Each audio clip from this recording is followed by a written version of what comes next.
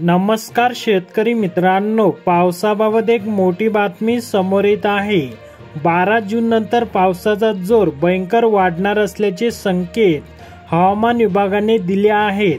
देशाच्या बहुतांश भागांमध्ये 5 ते 12 जून या कालावधीत पावसाचे प्रमाण सामान्यपेक्षा कमी राहण्याचा अंदाज आहे।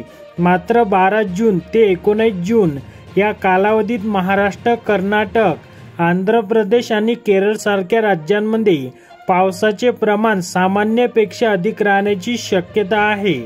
यानंतर 19 ते 26 जून या आठवड्यात विदर्भात पावसाचे प्रमाण अधिक राहण्याची शक्यता आहे। या कालावधीत शेतकरी बांधवांनी पेरणीसाठी योग्य वेळ आणि हवामान लक्षात घेऊन पुढील नियोजन करावे।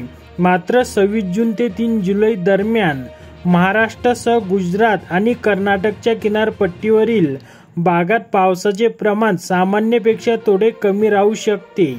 आणि शेतकरी मित्रांनो, तुम्ही जर आपल्या चॅनलवर नवीन असाल तर आपल्या चॅनलला सबस्क्राइब करा आणि व्हिडिओला लाईक करायला विसरू नका।